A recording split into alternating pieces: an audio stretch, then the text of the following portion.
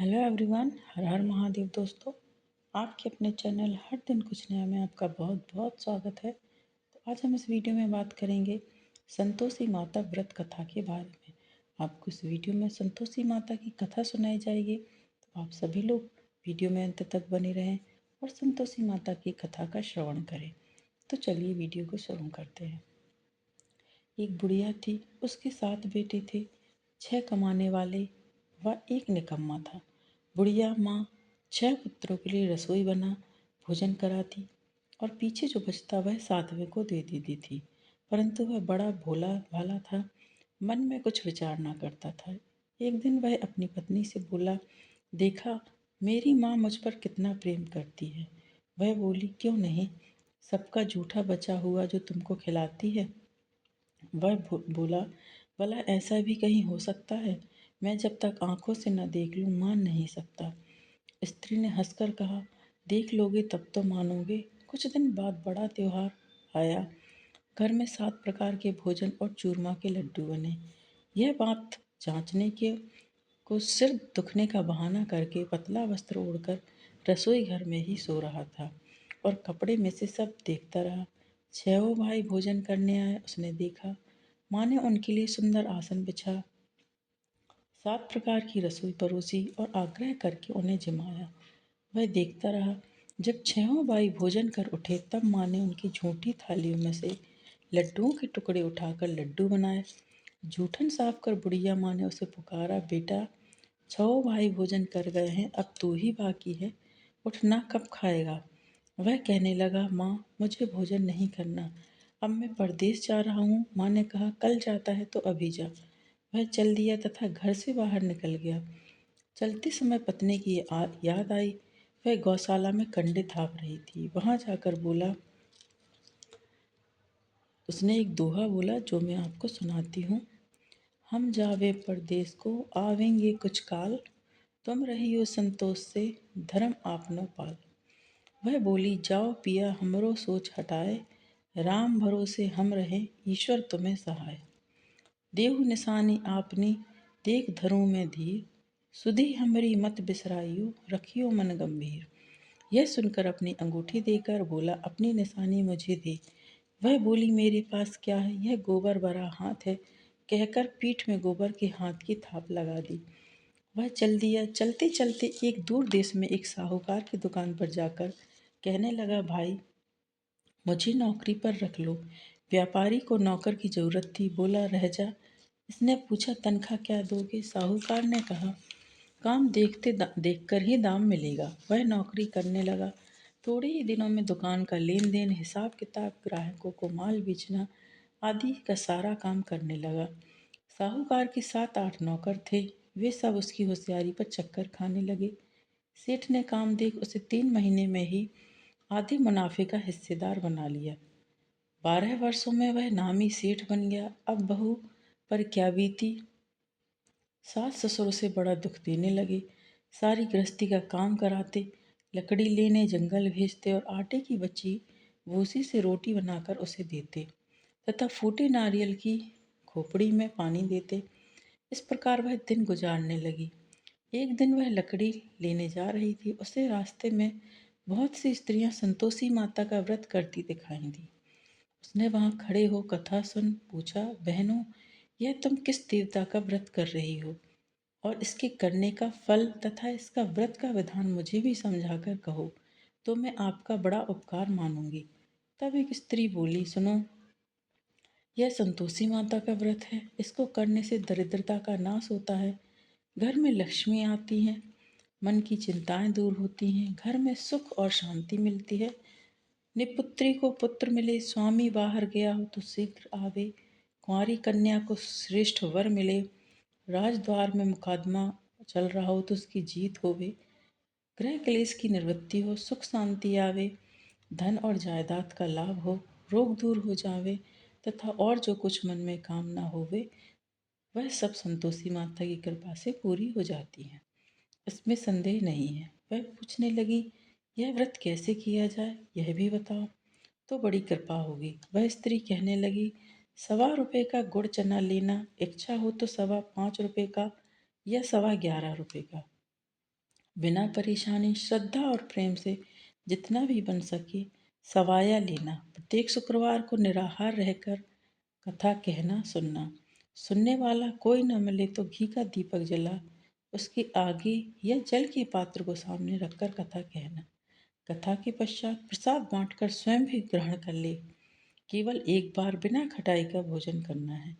जब तक कार्य सिद्ध न हो नियम पालन करना है और कार्य सिद्ध हो जाने पर व्रत का उद्यापन करना है। 3 मास में माता फल पूरा करती हैं। यदि किसी के ग्रह खोटे हों तो भी माता 3 वर्ष में अवश्य कार्य सिद्ध करती हैं। फल सिद्ध होने पर ही उद्यापन करना चाहिए, बीच में नहीं। उद्यापन में 2.5 सेर आटे का खाजा तथा इसी प्रमाण से खीर तथा चने का साग बनाकर 8 लड़कों को भोजन कराना। जहाँ तक हो तो देवर, जेठ, भाई, बंधु, कुटुंब के लड़के लेना। ना मिले तो अन्य रिश्तेदारों और पड़ोसियों के लड़कों को बुलाना। उन्हें भोजन कराकर यथाशक्ति दक्षिणा दे माता का नियम पूरा करना। उस दिन घर में खटाई कोई ना खावे, यह सुन बुढ़िया के लड़के की बहू चल दी। रास्ते में लकड़ी बेच उन पैसों से गुड़ चना ले व्रत की तैयारी कर आगे चली। सामने मंदिर देखकर पूछने लगी, यह मंदिर किसका है? सब कहने लगी, संतोषी माता का मंदिर है। यह सुनकर वह मंदिर में जा माता के चरणों में लौटने लगी और विनती करने लगी, माता मैं अज्ञानी हूँ, व्रत के नियम नहीं जानती, बहुत दुखी हूँ। हे माता जगत जननी मेरा दुख दूर करो, मैं तेरी शरण हूँ। माता को दया आई। एक शुक्रवार बीता कि दूसरे शुक्रवार को पति का पत्र आया और तीसरे शुक्रवार को उसका भेजा हुआ पैसा आ पहुंचा। यह देख जेठ जेठानी मुंह सिकोड़ने लगे, इतना दिनों में पैसा आया, इसमें क्या बड़ाई।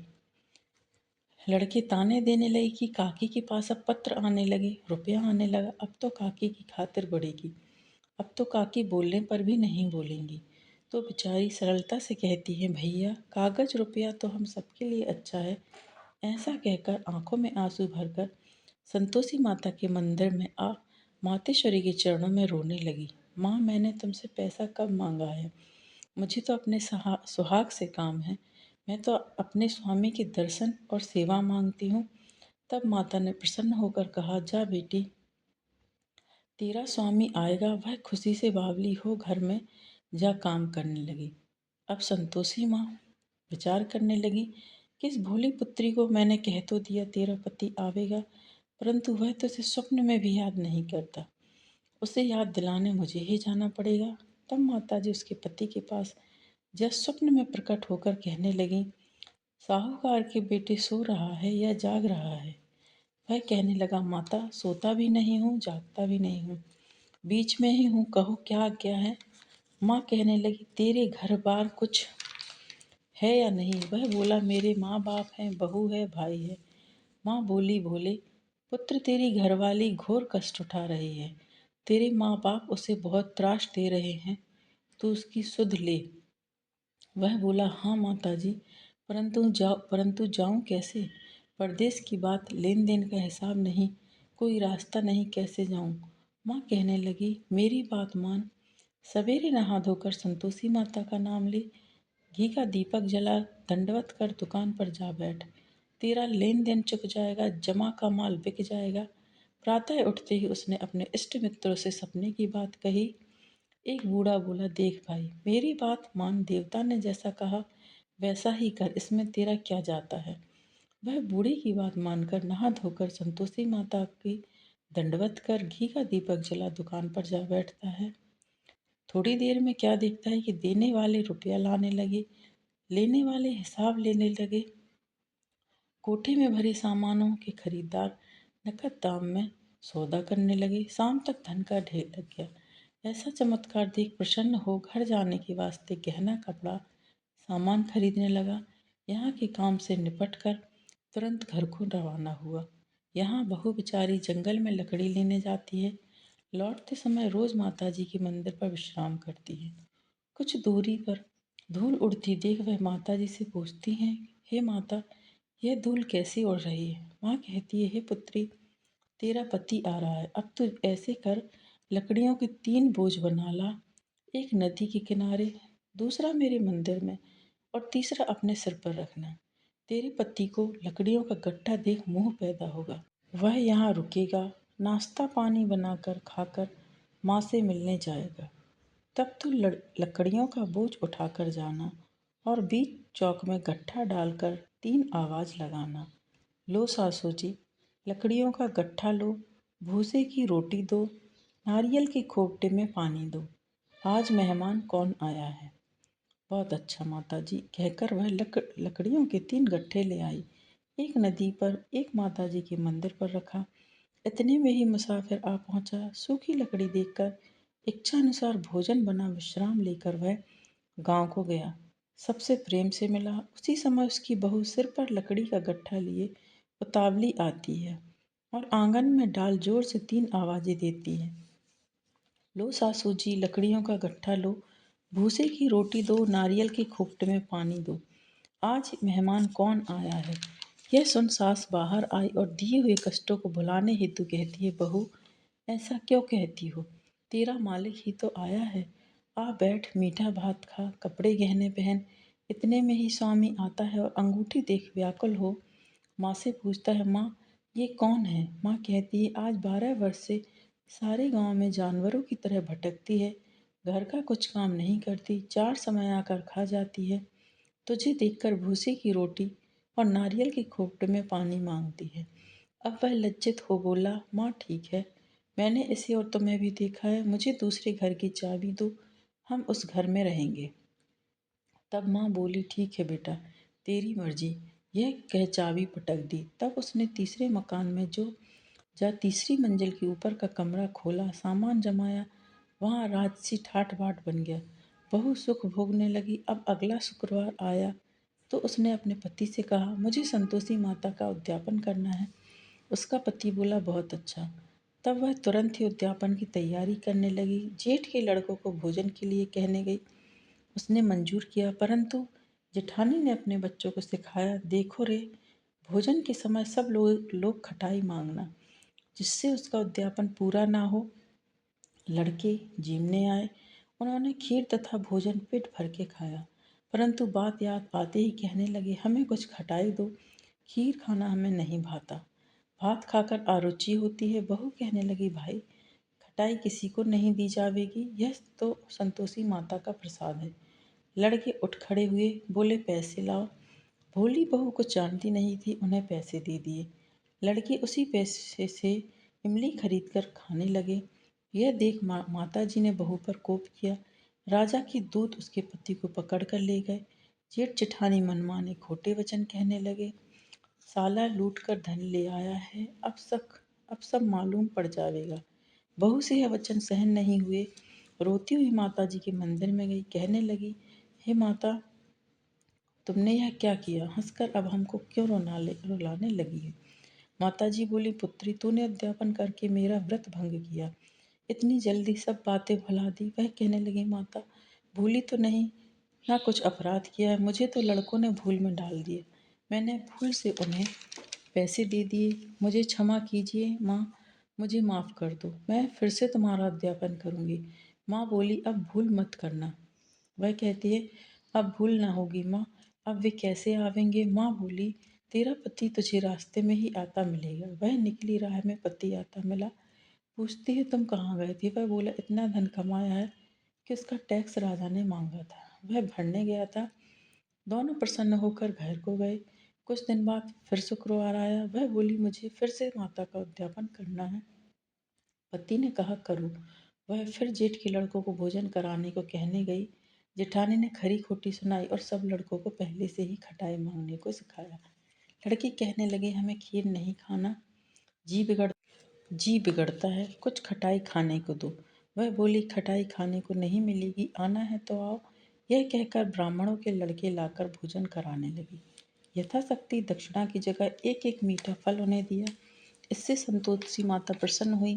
माता की कृपा होते ही 9वें माह में उसको चंद्रमा के समान सुंदर पुत्र प्राप्त हुआ।